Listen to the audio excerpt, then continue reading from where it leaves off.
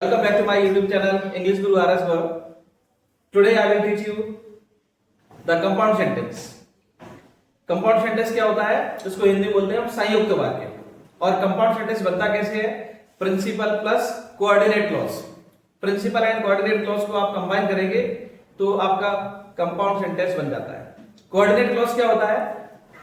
Coordinate clause का मतलब होता है मतलब ऐसे conjunctions जिनसे हम दो इक्वल सेंटेंसेस को जोड़ते हैं. इक्वल का मतलब इक्वल लेवल के सेंटेंसेस को जोड़ते हैं जो अपना फुल मीनिंग देते हैं. ऐसे सेंटेंसेस को जोड़ते हैं तो कंपाउंड सेंटेंस बन जाता है. अब वो क्या क्या कंजंक्शंस हो सकते हैं उसके लिए मैंने एक फॉर्मूला या रूल उसके लिए बनाया है, तो आप उसको व्हाइट बोर्ड पर देखिए. इसमें लिखा हुआ है फैन बॉयज की वाइफ. ठीक है, इसमें देखो एफ का मतलब क्या है? फॉर. और इसका हिंदी में मीनिंग क्या होता है? क्योंकि. इसका मीनिंग क्या होता है? क्योंकि होता है. ठीक है ना. और मतलब ये सिंबल्स हैं, इसे आप ध्यान कर सकते हो, आप माइंड में सेट कर सकते हो इसको. फैन बॉयज की वाइफ याद रख सकते हो आप. इससे आपको आपके माइंड में आ जाएगा कि एफ का मतलब फॉर होता है और इसका हिंदी मीनिंग क्या है? क्योंकि. ठीक है. ए मींस क्या होता है? And, as well as, and, after. मतलब ये सारे कंजंक्शंस से आप सेंटेंस जोड़ेंगे तो कंपाउंड सेंटेंस बन जाएगा. एन का मतलब neither nor, not only but also. B का मतलब बट, बिफोर. एंड ओ का मतलब अदरवाइज, और वाई मींस येट. एस का मीनिंग क्या होगा? सो, स्टिल. डब्ल्यू का मतलब व्हाइल, वेयरएज. इस व्हाइल, वेयरएज का मीनिंग क्या होता है? जबकि. व्हाइल, वेयरएज मींस क्या होता है? जबकि. ठीक है. और इसमें आई का कोई कंजंक्शन नहीं है. एफ का ऑलरेडी अपन ने लिख लिया है वहां पर. ई मींस आइदर डैश और या फिर एल्स. एल्स का मतलब भी अन्यथा होता है. एल्स का मतलब भी अन्यथा होता है और अदरवाइज का मतलब भी अन्यथा होता है. इसका मीनिंग भी अन्यथा है. और का मतलब क्या होता है? या फिर अथवा कह सकते हैं आप. ये और क्या लगेगा. Now we will make the exercise, so get ready for that. Okay, now we will solve the exercise of compound sentence. So look at the white board and solve the exercise. I will ask you sentence one by one. Now see the first sentence. He ran fast, he lost the race. You have to solve the first sentence. Who will tell the answer of first sentence? Aditi, yes. He ran fast but he lost the race. Correct. देखो contrast होगा तो but का use होता है.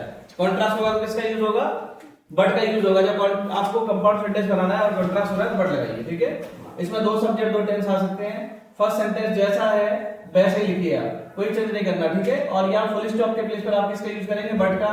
Next sentence जैसा है वैसे लिखिए, कोई चेंज नहीं करना. इसलिए मैंने लाइन खींच दी, उसमें कुछ एक्स्ट्रा करना नहीं. ठीक है. नाउ सेकंड नंबर है he was going to fair, his friend was also going to fair. वो फेयर जा रहा था, उसका फ्रेंड भी फेयर जा रहा था. इसमें दोनों लोग एक ही काम कर रहे हैं, तो ऐसे में आप किसका यूज कर सकते हैं? बोथ एंड का कर सकते हो, एंड का यूज कर सकते हो, नॉट ओनली बट आल्सो का यूज कर सकते हो ऐसे सेंटेंस में. ठीक है. तो बोथ एंड का यूज होगा. Now you get the answer. Not only he but also his friend was going to fair. ठीक है, करेक्ट है. देखिए यहां पर was going to fair, was also going to fair, इतना सेंटेंस आपका सेम है. तो ऐसे में आपको किसका यूज करना होगा? नॉट ओनली बट आल्सो का यूज करना होगा. आप इसमें बोथ एंड का भी यूज कर सकते हो, एंड का भी कर सकते हो. ठीक है. हम बोथ एंड का यूज कर लेते हैं इसमें. और बोथ एंड का यूज करोगे तो एंड लगने से सब्जेक्ट प्लूरल हो जाएगा, तो आपको वर लगाना पड़ेगा. नॉट ओनली बट आल्सो का यूज करेंगे तो आवाज का यूज करेंगे. ठीक है. हम बोथ एंड का यूज करते हैं. तो यहाँ पर ही और हिज फ्रेंड लिखा है, ये दो सब्जेक्ट है, इनके साथ में आप बोथ एंड का यूज करेंगे. तो आप लिखिए इसमें both he and his friend. Both he and his friend. ये देखिए दो सब्जेक्ट के साथ हमने बोथ एंड का यूज किया है. फर्स्ट सब्जेक्ट और ये सेकंड सब्जेक्ट. जब दो सब्जेक्ट के बीच एंड आएगा तो सब्जेक्ट कैसा हो जाता है? प्लूरल हो जाता है. एच भी आपको प्लूरल यहां पर करनी पड़ेगी. ठीक है ना. वर आ जाएगा. Were going to fair. ठीक है. Both he and his friend were going to fair. Now see the third sentence. She is doing MA, her friend is doing MBA. Yes, you tell. She is doing MA while her friend is doing MA. Okay. इसमें आप while का use क्यों कर रहे हैं? While whereas का use कर सकते हैं. कंपैरिजन जब भी होगी तो व्हाइल वेयरएज का यूज होता है. कंपैरिजन और कंट्रास्ट में डिफरेंस है. कंपैरिजन और कंट्रास्ट में क्या डिफरेंस होता है? कंट्रास्ट होता है जो हम वर्क करते हैं उसका रिजल्ट आता है. अगर वो अपोजिट रिजल्ट आएगा तो कंट्रास्ट है. जैसे आपका फर्स्ट सेंटेंस है ही रन फास्ट, वह तेज दौड़ा. ही लॉस्ट द रेस, वह रेस हार गया. तो उसने जो वर्क किया उसका रिजल्ट अपोजिट आ गया, तभी तो हम बट लगा रहे हैं उसमें. लेकिन यहाँ पर क्या है, दो लोग हैं, दोनों डिफरेंट डिफरेंट वर्क कर रहे हैं, इसमें कंपैरिजन हो रही है, ठीक है, इसमें रिजल्ट नहीं आ रहा। तो ऐसे में कंपैरिजन करने के लिए वायर या वेयर एच दोनों में से कोई भी आप फुल स्टॉप के प्लेस पर बीच में दो सेंटेंस के बीच में यूज कर सकते हैं। यहाँ पर आप वेयर एच का यूज कर सकते हैं। वाइल वेयर एच मींस जब। Now fourth one, work hard you will fail. Yes, you tell the answer. Work hard else you will fail. हाँ, इसमें एल्स या अदरवाइज का यूज हो सकता है। ऐसा क्यों? क्योंकि एक सेंटेंस में यदि एडवाइस होगी, एक सेंटेंस में क्या होगी, एडवाइस, और सेकंड सेंटेंस में यदि आप वार्निंग दे रहे हैं तो किसका यूज करेंगे, अदरवाइज, ठीक है ना, या फिर किसका यूज करेंगे, एल्स का, ठीक है। तो यहाँ पर आप अदरवाइज या एल्स कोई भी यूज कर लीजिए, हम अदरवाइज का यूज कर लेते हैं इसमें, और ये हमेशा बीच में आता है, सेंटेंस के मिडिल में आएगा। सेंटेंस जैसे है वैसे लिख लो, work hard otherwise you will fail. यहां पर आप एल्स का भी यूज कर सकते हैं। नेक्स्ट है fifth one, you can take tea, you can take coffee. Yes, you tell. You can take tea or coffee. Correct. इसमें देखो ऑप्शन है, दोनों चीजें तो हम साथ साथ पीते नहीं है ना, दो में से कोई एक ऑप्शन हम सेलेक्ट करेंगे। तो ऐसे में you can take, you can take, जितना सेंटेंस आपका सेम है उतना आप कॉमन करेंगे पहले पहले, और बाद में आपका डिफरेंस है यहाँ पर, तो आप इन दोनों के साथ में या तो और या फिर आइदर और का यूज कर लेंगे। सिलेक्शन के लिए दो में से कोई एक सिलेक्ट करना हो तो या तो और या फिर आइदर और का यूज कर लेते हैं, ठीक है। तो आप इसको पहले लिख लेंगे जितना कॉमन है, यू कैन टेक टी, और का यूज कर लेते हैं, और कॉफी, जो जिसमें ऑप्शन मिल रहा है ना उन दोनों के बीच में आप इसका यूज करेंगे, और का यूज करेंगे, ठीक है। Now sixth one, Mohan did not write a letter, Mohan did not write an application. Who will tell the answer? Yes, you tell. Mohan did not write a letter. Mohan did not write an application. Mohan neither write a letter nor Mohan. फिर से once again. Mohan neither wrote a letter nor an application. ठीक है, देखो वैसे क्या करना चाहिए आपको, Mohan did not right, Mohan did not right, इतना सेम है ना, जितना सेम हो आप उतना कॉमन करिए, तो आपको एग्जैक्टली पता लग जाएगा where you have to use the conjunction. तो सेंटेंस दोनों देखो नेगेटिव है, दोनों में से एक भी काम नहीं किया है तो नाइदर नॉर का यूज होगा। तो एक से पहले आप नाइदर लगाएंगे, दूसरे से पहले आप नॉर लगाएंगे, जहां आपको डिफरेंस नजर आता है वहीं पर यूज करना होता है, ठीक है।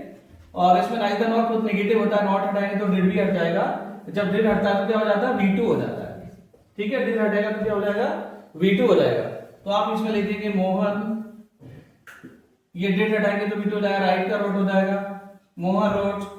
एक से पहले आप नाइदर का यूज करिए, नाइदर अ लेटर, दूसरे से पहले आप नॉर का यूज करिए, नॉर एन एप्लीकेशन। इस प्रकार से हम नाइदर नॉर का यूज कर लेते हैं, ठीक है। Now seventh number, you are responsible for the loss, he is responsible for the loss. Who will tell? Yes, yes, yes,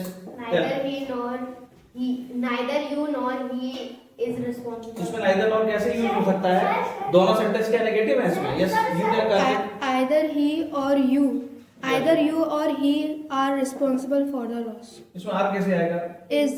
हाँ, सेकंड सब्जेक्ट के अकॉर्डिंग एच भी आती है। डाउट क्लियर करिए, देखिए आप ध्यान से, देखो are responsible for the loss, is responsible for the loss, इतना सेंटेंस आपका सेम है क्योंकि टेंस तो आपका सेम ही है, इज आर प्रेजेंट कंटीन्यूअस, ठीक है। अब इसमें आप किसका यूज कर सकते हैं, आइदर और का यूज कर सकते हैं, या फिर आप किसका यूज कर सकते हैं, और का यूज कर सकते हैं, या तो आपने गलती की है या उसने गलती की है, ऐसे अपन बोलते हैं ना, तो ऐसे यूज कर सकते हैं, ठीक है। तो एक से पहले हम क्या लगा लेते हैं इसमें, आइदर यू और ही। जब हम पेयर वाला कंजक्शन यूज करते हैं ना, पेयर का मतलब जैसे आइदर और, neither nor, not only but also, तो सेकंड वाला सब्जेक्ट हमें देखना चाहिए। सेकंड वाले सब्जेक्ट के अकॉर्डिंग एच भी आती है, सेकंड वाला सब्जेक्ट क्या ही है, इसके अकॉर्डिंग क्या आएगा, इज आ जाएगा, आइदर यू और ही इज, ये आएगा, ठीक है। तो सेकंड वाले हम लिख लेते हैं इसमें, responsible for the loss, responsible for the loss, ठीक है। इस प्रकार से मैच भी यूज कर लेते हैं। तो आपको ये एक्स्ट्रा समझ आ गई? Yes, sir. अभी कोई डाउट तो नहीं है आपको? No, sir. ठीक है, तो आप, अगर आपको अच्छा लगा है, टीचिंग अच्छी लगी है, तो वीडियो को आप सभी को लाइक करें, चैनल को सब्सक्राइब करें एंड शेयर करें। Okay, sir. Thank you. Welcome.